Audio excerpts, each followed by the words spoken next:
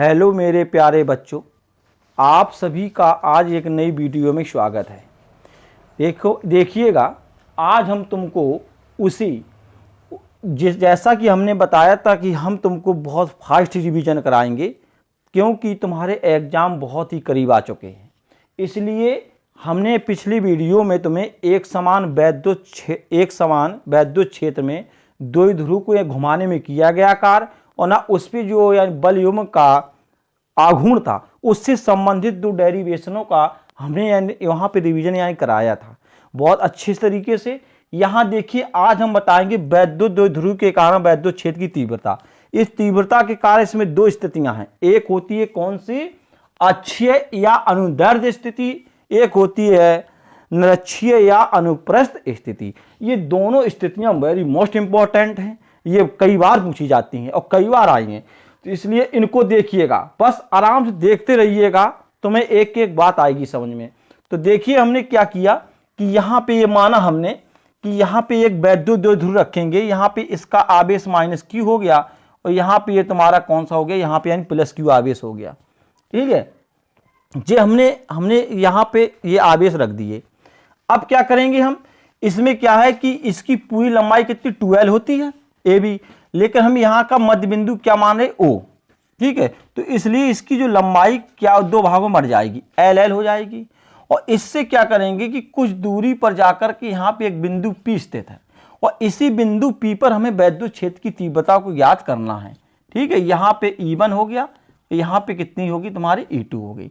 इसी पर हमें वैद्युत क्षेत्र की तीव्रता ज्ञात करनी है। इसके बिंदु जो O है ना, इस बिंदु से लेकर के ना बिंदु P तक की दूरी कितनी है, ये R दूरी है ये। ठीक है, इन दोनों की दूरी कितनी है, R है।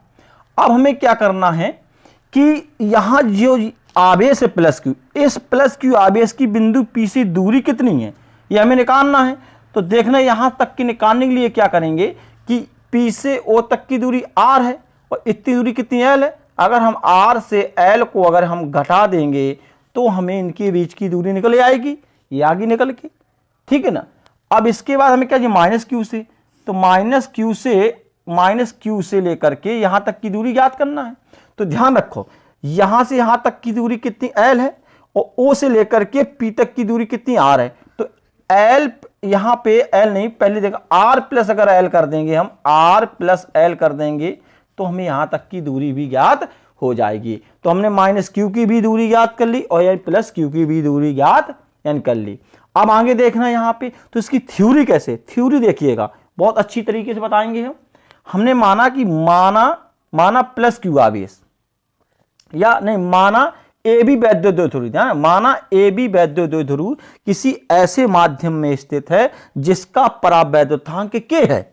ध्यान रखना, इस द्विध्रुव के मध्य बिंदु O से R दूरी पर एक बिंदु P स्थित है। R दूरी पर कौन स्थित है, इस द्विध्रुव बिंदु O से R दूरी पर बिंदु P स्थित है, जिस पर हमें वैद्युत क्षेत्र की तीव्रता ज्ञात करनी है। बस इतनी बात ध्यान रखना। और इनके जो आवेश जो यहाँ पे माइनस क्यू और यानी प्लस क्यू की जो बिंदु P से जो दूरियां हैं, एक R माइनस एल है, ये कितनी R प्लस एल है। इतनी थ्योरी बस याद रखना है तुम्हें। ठीक है, कितनी, फिर देखो, माना वैद्युत द्विध्रुव किसी ऐसे माध्यम में स्थित है जिसका परावैद्युतांक k है। इस द्विध्रुव के मध्य बिंदु O से R दूरी पर बिंदु P स्थित है, जिस पर वैद्युत क्षेत्र की तीव्रता ज्ञात करनी है। इससे, ठीक है, ये बात आ गई सामने। अब आगे आइएगा, देखिएगा यहां लिखेंगे हम, यहाँ प्लस क्यू आवेश के कारण, देखना है यहाँ प्लस क्यू आवेश के कारण, ठीक है, प्लस क्यू आवेश के कारण क्या यहां पे लिखेंगे तीव्रता, तो यानी प्लस क्यू आवेश के कारण तीव्रता लिखेंगे E1 बराबर, तीव्रता का फॉर्मूला पता होना 1/4πε0 के और Q अपॉन कितनी। अब हमने क्या लिया, यहां से लिया है प्लस क्यू आवेश, तो प्लस क्यू आवेश तक की और बिंदु P के तक की जो बीच की दूरी है हमारे पास R माइनस एल करके स्क्वायर हो गया। इसी प्रकार से हम लिखेंगे माइनस क्यू आवेश के लाने, माइनस क्यू आवेश के कारण बिंदु P पर क्या तीव्रता, ठीक है, तो इसको ध्यान रखना 4 पाई एप्सिलॉन 0 के और Q upon R plus L का होल स्क्वायर हो गया। अब देखिएगा बिंदु P पर जो तीव्रता होती है वो इनके अंतर के बराबर होती है, ठीक है, मतलब परिणामी तीव्रता के अंतर के बराबर होती है। तो E बराबर E1 माइनस कितना लिखेंगे, E2 लिखेंगे।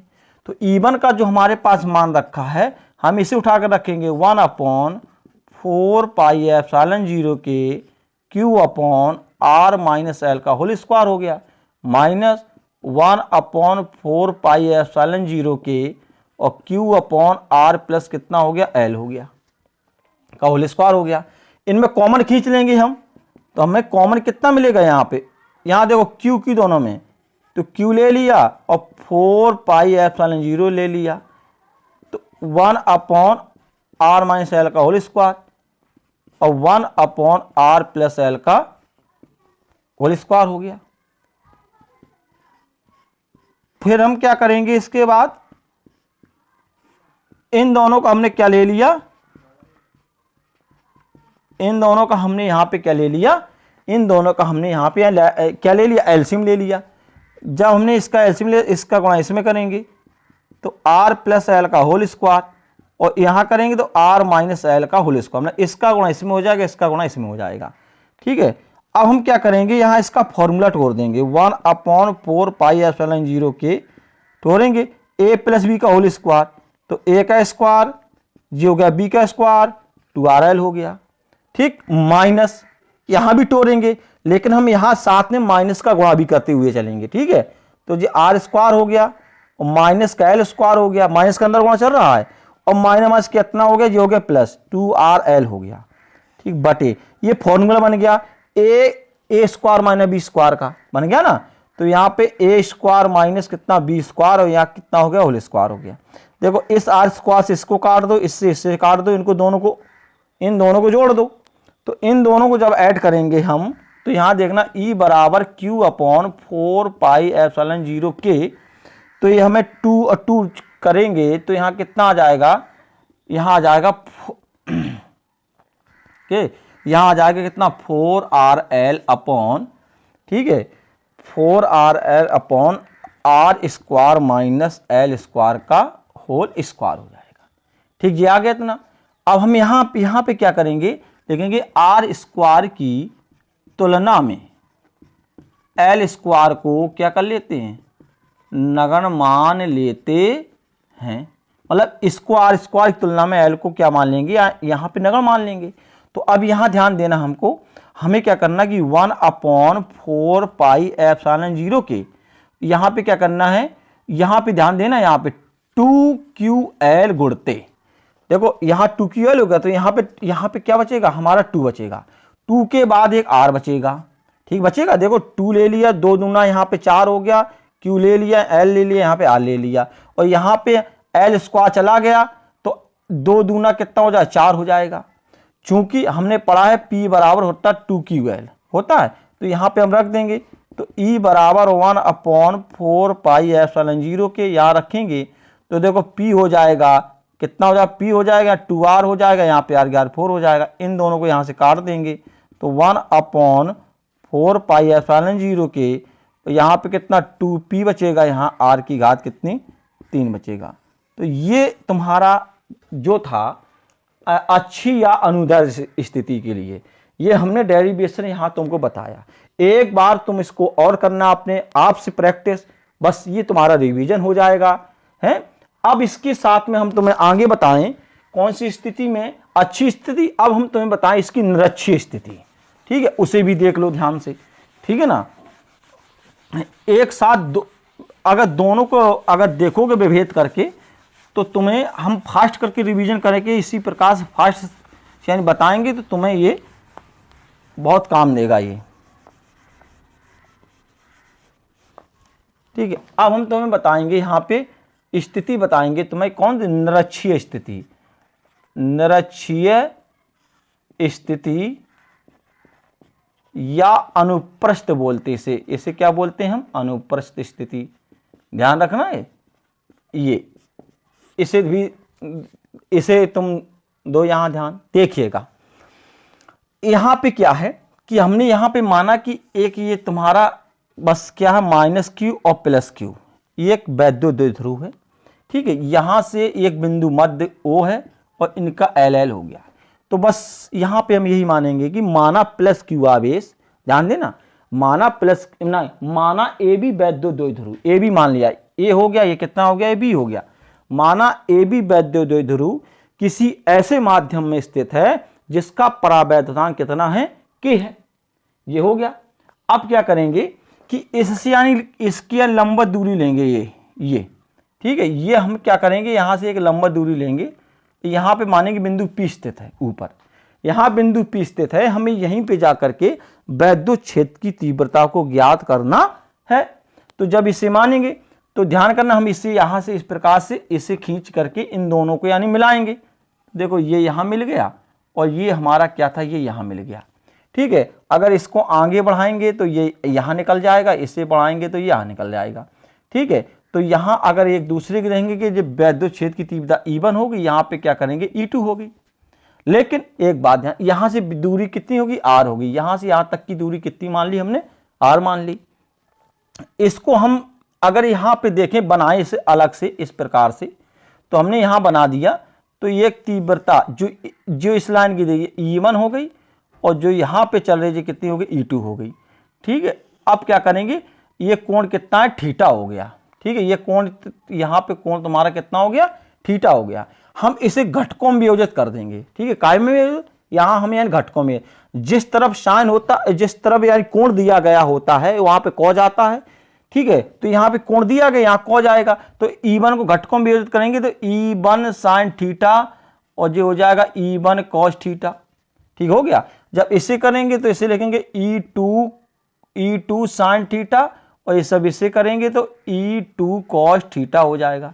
हमने इनको घटकों में वियोजित कर दिया, ठीक। इतनी बात ध्यान आई समझ में।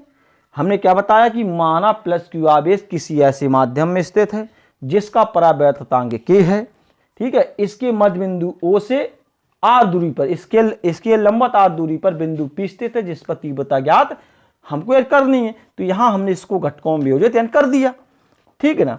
अब यहां चलेंगे, हम लिखेंगे किसके कारण, यहां लिखेंगे प्लस क्यू आवेश के कारण तीव्रता बिंदु P पर। तो E1 बराबर 1/4 पाई एप्सिलॉन 0 K, और अब हम लिखेंगे प्लस क्यू आवेश Q अपॉन, ठीक है, Q अपॉन। अब हमें क्या चाहिए, इनकी दूरियां चाहिए, ठीक है ना, कि इसकी दूरी कितनी है। तो हमें देखो दूरी जैसे जी R है, यहाँ पे कितनी दूरी देगी, R देगी, तो हमें इस R को निकालना है यहाँ से। तो देखो इसके लिए हम क्या करेंगे, एक बात ध्यान रखना, यहाँ पे हम लेंगे यहाँ पे कॉस को, ठीक है। इतनी बात में बहुत अच्छी तरीके ध्यान रखना है कि हमें यहाँ से यहाँ तक की दूरी कैसे निकलना है। देखो ये L हो गई, ये कितनी R हो गई, हमें दूरी ये चाहिए कि यहाँ से यहाँ तक की दूरी कितनी हमारे पास। तो देखिएगा एक है, अगर हम चाहेंगे तो यहाँ से P और कितनी देगी, ये यहाँ पे देगी, तो इसकी दूरी अगर निकालेंगे तो सीधे सीधे हम बोलेंगे इसका मान जो निकल के आएगा कितना आ जाएगा, यहाँ पे L है, L स्क्वायर, क्योंकि यहाँ से यहाँ तक की दूरी कितनी दी गई है, L दी गई है, और यहाँ से यहाँ तक की दूरी कितनी R दी गई है। इनको दोनों को आपस में क्या कर देंगे, हमें जोड़ देंगे, तो यहाँ पे कितना हो जाएगा, L स्क्वायर हो जाएगा प्लस कितना हो जाएगा, R स्क्वायर हो जाएगा। ये दोनों आ जाएंगे निकल के, ठीक है। और फॉर्मूला में क्या होता है, वर्ग होता है, तो इस वर्ग से इस वर्गमूल को हमें क्या कर देंगे, काट देंगे। जब हम इसे काट देंगे तो E1 बराबर 1/4 pi epsilon 0 Q upon L square plus कितना हो गया, R स्क्वायर, इतना निकल के आया। सेम दूरी उसमें निकल आएगी। इसी प्रकार लिखेंगे माइनस क्यू आवेश के कारण, माइनस क्यू आवेश के कारण तीव्रता। तो जब इसमें तीव्रता है तो ये सेम आएगी, दोनों बराबर निकलेंगी, ठीक है, क्योंकि दोनों में दूरियां एकदम की यानी कैसी हैं, ठीक है, समान है, ये होगी, राइट। अब हम क्या करेंगे कि अब हम यहां देखेंगे, यहां पे E1 है साइन थीटा और E2 साइन थीटा, ये इनकी दिशाएं जो हैं वे कैसी हैं, यानी विपरीत हैं। जब हमने इनको यानी घटकों में वियोजित किया तो इनकी जो यानी दिशाएं हैं वो दिशाएं कैसी हैं, इनकी दिशाएं विपरीत है। तो दिशाएं विपरीत होने के कारण E1 sin थीटा ना E2 sin थीटा, ये दोनों एक दूसरे को क्या कर देते हैं, यानी कि निरस्त कर देते हैं। खाली तीव्रता इन दोनों के कारण मिलेगी। तो हम सीधे लिखेंगे बिंदु P पर परिणामी तीव्रता, ठीक है, इतनी बात ध्यान रखना, बिंदु P पर परिणामी तीव्रता। तो बिंदु P पर यानी परिणामी तीव्रता अगर हम लेके आएंगे तो फिर हमें क्या करना है कि E बराबर E1, इन दोनों को जोड़ देंगे, E1 cos theta E2 cos theta, तो E1 cos थीटा और E2 cos थीटा, इन दोनों को हमने जोड़ दिया। क्यों? E1 sin theta E2 sin theta ने एक दूसरे को निरस्त कर दिया, जी अपने आप ही शून्य हो चुके, खाली इसके कारण मिलेगी। अच्छा, अब ये बात देखना, ये दोनों बराबर हैं, तो चूंकि लिखेंगे हम यहां पे क्या कि चूंकि E1 cos थीटा बराबर E2 cos थीटा, मतलब ये दोनों बराबर हो गए, यहां पे रखेंगे हम, तो E बराबर E1 cos थीटा और E2 cos थीटा के स्थान में E1 cos थीटा को उठाकर रखेंगे, 2E1 cos थीटा हो जाएगा। कितना हो जाएगा? 2E1 cos theta. तो अब क्या करेंगे, यहां पे E1 का मान रखेंगे। E1 का मान कितना हमारे पास ये रखा है 1/4 पाई एप्सिलॉन 0 के और Q/L² प्लस कितना R², और जी हमें मिल गया क्या, cos थीटा। अब हमें cos थीटा की वैल्यू चाहिए, किसकी चाहिए हमें, cos थीटा की। तो cos थीटा की वैल्यू देखो इससे निकलेगी, ये तो तुमको आ गया पता, ये कितना R² प्लस कितना L² निकल के आ गई। तो हमें फॉर्मूला चाहिए, तो देखो थीटा के सामने की भुजा क्या होती है तुम जानते हो, थीटा के सामने की भुजा क्या होती है, लंब होती है। तो cos थीटा बराबर क्या, तो आधार बटे कितना हो जाएगा, यहाँ पे क्या हो जाएगा, कर्ण हो जाएगा, ठीक है।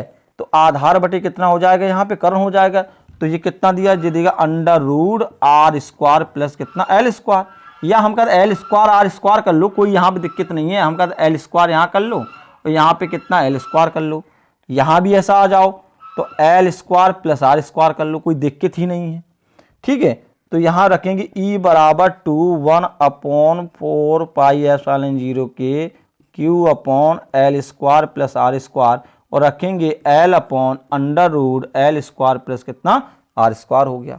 इनको एक साथ मिलाओ 2QL, यहाँ देखना E बराबर मिल जाएगा कितना 2QL/, ध्यान देना अब यहाँ पे, तो एक मिनट, 1/4 पाई एप्सिलॉन 0 के और ये मिल गया 2QL/, एक ये मिल गया हमें कितना L² और R² हो गया, ठीक है। और यहाँ देखो ये जो दिया गया है L² प्लस R² की घात 1/2 हो जाएगी, तो एक घात इसमें है और 1/2 इसमें है, इन दोनों घातों को हम क्या कर देंगे, आपस में जोड़ देंगे।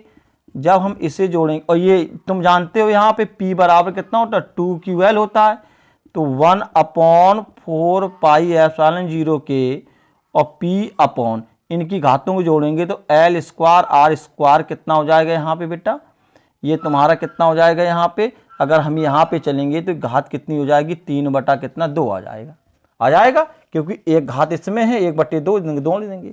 अब लिखेंगे क्या कि R² की तुलना में L² को क्या मान लेते हैं, नगण्य मान लेते हैं, मतलब इसको शून्य के बराबर मान लेते हैं। तो E बराबर 1/4 पाई एप्सिलॉन 0 के P/, तो R² और कितना हो गया, 3/2 हो गया, 2 से 2 क्या हो गया, कैंसिल हो गए, तो E बराबर 1/4 पाई एप्सिलॉन 0 के P/R की घात कितनी हो गई, 3। वो था अच्छी स्थिति में, जे था यानी निरक्षीय स्थिति में। जे हमने दोनों को एक बढ़िया डिटेल पूर्वक यानी बताया है, तुमको हमको आशा है कि ये दोनों ही डेरिवेशन तुमको बहुत बेहतरीन तरीके से समझ में आई होंगी, ठीक है ना। इसी प्रकार से आगे और भी कराएंगे रिवीजन, बस देखते रहिएगा, इनकी प्रैक्टिस करिएगा और पढ़ाई में लगे रहिए। जय हिंद।